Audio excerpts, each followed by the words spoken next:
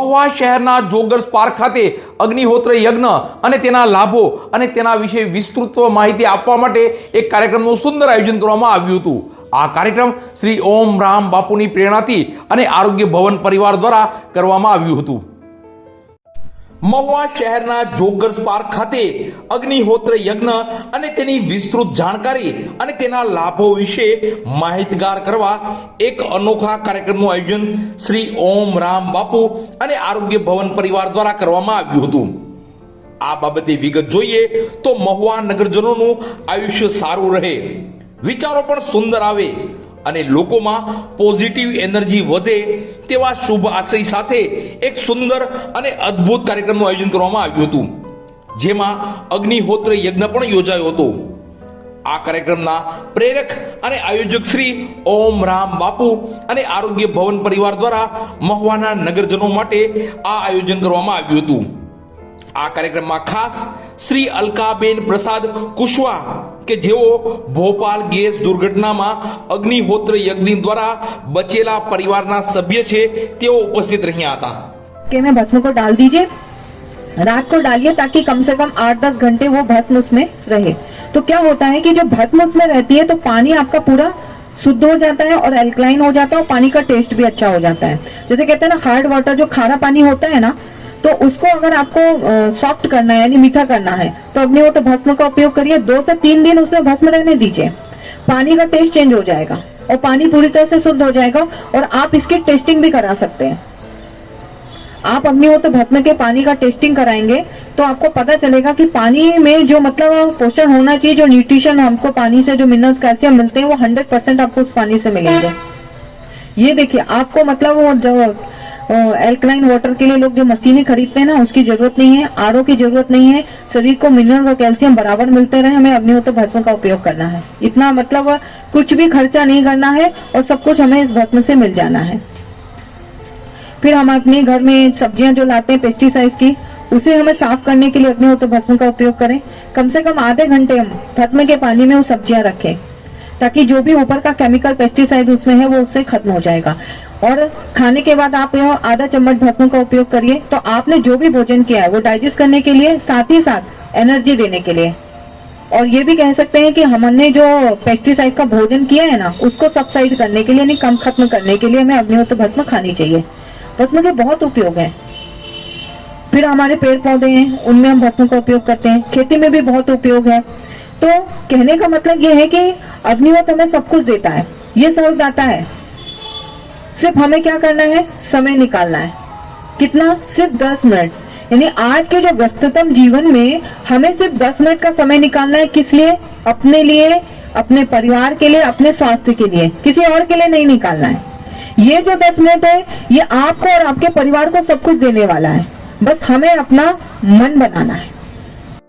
આ કાર્યક્રમ આજ રોજ તારીખ 23/2/2025 ને રવિવારના રોજ સવારે 6:30 થી 8 વાગ્યા સુધી યોજાયો હતો। તો કાર્યક્રમને લઈ આરોગ્ય ભવન પરિવાર દ્વારા પ્રસાદી સ્વરૂપે આંબળા juice, multi juice, red juice, કડવું જ્યુસ વગેરેની સુંદર વ્યવસ્થા કરવામાં આવી હતી।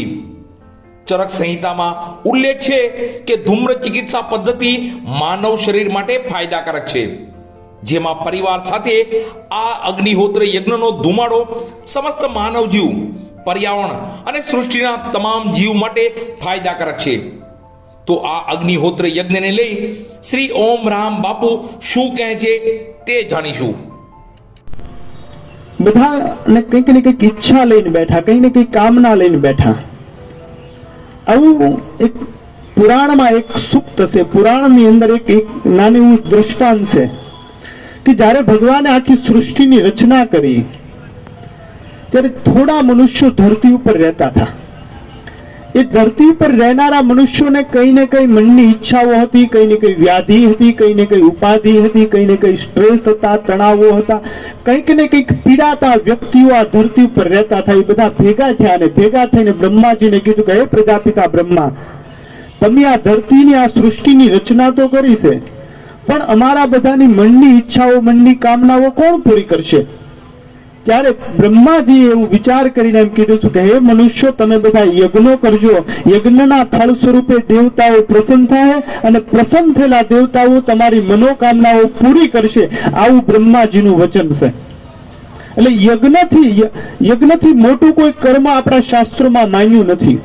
વેદોમાં કીધું કે યજ્ઞો વે શ્રેષ્ઠતમમ કર્મ, કે યજ્ઞથી બીજું કોઈ મોટું કર્મ નથી. અહીંયા જે આ યજ્ઞ છો, કેમ મોટું કર્મ નથી? કે અહીંયા જે આ યજ્ઞ છો એ યજ્ઞથી એક જે ધુઆ ઉત્પન્ન થાય, જે ગેસ ઉત્પન્ન થાય. કેમ કીધું? ભોપાલ ગેસ કાંડમાં 26,000 લોકો મરી ગયા. ગેસ જ હતો ને એક પ્રકારનો વાયરસ. કોરોના આવ્યું એ શું હતું?